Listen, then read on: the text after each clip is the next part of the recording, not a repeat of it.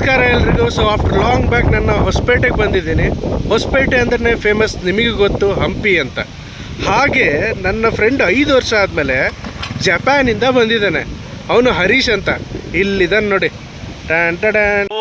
ಬಾರೋ ಅಪರೂಪದ ಮುಳ್ಳಂದಿ ಬಾಬಾ. ಹರೀಶ್ ತೋರಿಸಿ. ಸೊ ಇವ ಜಪಾನಾಗಿರ್ತಾನೆ ಮೇಜರ್ಲಿ, ಅಲ್ಲೇ ವರ್ಕ್ ಮಾಡೋದು. ಸೊ 5 ವರ್ಷ ಆದ್ಮೇಲೆ ಸಿಕ್ಕಾನ ಇವತ್ತು. ನಿಮ್ದಪ್ಪಯ್ಯ ಅಂತೀನಿ, ದಯವಿಟ್ಟು ಇಲ್ಲಿಗೆ ಬಿಟ್ಬಿಡಿ. ಇವತ್ತು ನಿಮ್ಮನ್ನ ಅವನ್ನ ಹಂಪಿಗೆ ಕರ್ಕೊಂಡು ಹೋಗ್ತೀನಿ, ಬರ್ರಿ ಹೋಗೋಣ.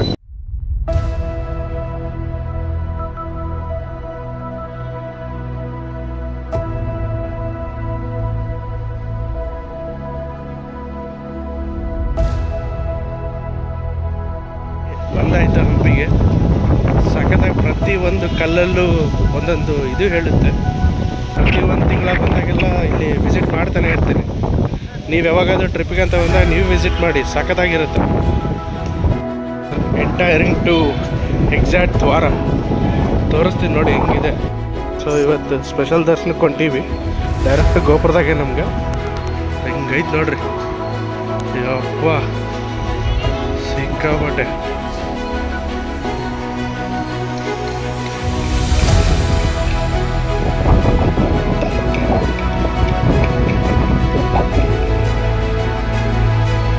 ಇಲ್ಲಿ ಮದುವೆ, ಆಗಿನ ಕಾಲದಲ್ಲಿ ರಾಜರದೆಲ್ಲ ಮದುವೆ ಇಲ್ಲೇ ನಡೀತಾ ಇತ್ತು. ಇದು ಕಲ್ಯಾಣ ಮಂಟಪ, ಅದ್ರ ಎದುರುಗಡೆನೆ ನಂದಿ, ಅದ್ರ ಆಪೋಸಿಟ್ಟೇ ವಿರೂಪಾಕ್ಷೇಶ್ವರ ಸ್ವಾಮಿ. ಅಂದ್ರೆ ಇಲ್ಲಿ ಯಾರದೇ ಮದುವೆ ಆದರೂ 100 ಕಾಲ ಚೆನ್ನಾಗಿರ್ತಾರೆ ಅಂತ ಆಗಿನ ಪದ್ಧತಿ. ಸೊ ಎಷ್ಟು ಸಖತ್ತಾಗಿರ್ತೈತೆ ಅಂದ್ರೆ ಪ್ರತಿಯೊಂದು ಕಲ್ಲಲ್ಲೂ ಒಂದೊಂದು ಕೆತ್ತಿದ್ದಾರೆ ಇಲ್ಲೆಲ್ಲ. ಅದು ಅಲ್ಲಿ ಕಾಣ್ತಾ ಇತ್ತಲ್ಲ.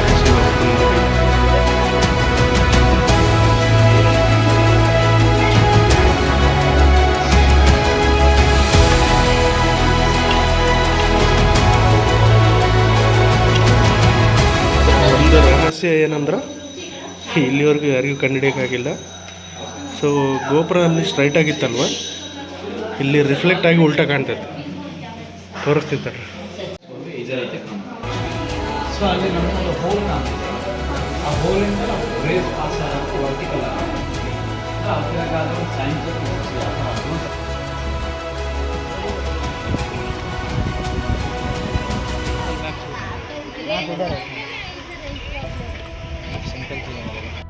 ಇವತ್ತು ನಾವು ಒಂದೊಳ್ಳೆ ಪ್ಲೇಸಲ್ಲಿ ಕೂತಿದ್ದೀವಿ.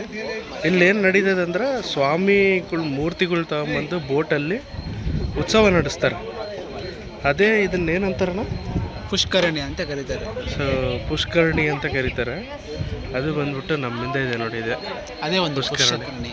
ರಾಜರ ಕಾಲದಿಂದನೂ ಅವಾಗಿಂದನೂ ನೀರು ಇಲ್ಲಿವರೆಗೂ ಏನೂ ಆಗಿಲ್ಲ, ಇಲ್ಲಿವರೆಗೂ ಹಂಗೆ ಇದೆ.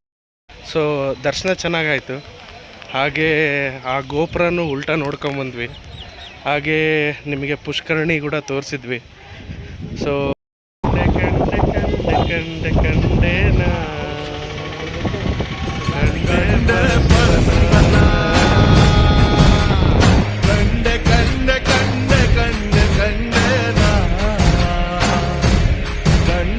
ಸೊ ನೋಡಿದ್ರಲ್ಲ, ಇವತ್ತಿನ ದಿವಸ ಹಂಪಿ ನೋಡಿದ್ರಿ, ಇವನು ತೋರಿಸಿದೆ, ನೀವು ತೋರಿಸಿದ್ರಿ. ಇಷ್ಟ ಆದರೆ ನಮ್ಮ ಚಾನಲ್ನ ಲೈಕ್ ಮಾಡಿ, ಶೇರ್ ಮಾಡಿ, ಅಂತ ಸಬ್ಸ್ಕ್ರೈಬ್ ಮಾಡಿ. ಥ್ಯಾಂಕ್ ಯು ಸೋ ಮಚ್ ಅಂತ ಹೇಳ್ತಾ ಸೈನಿಂಗ್ ಆಫ್ ಬೈ ಮನೋಜ್.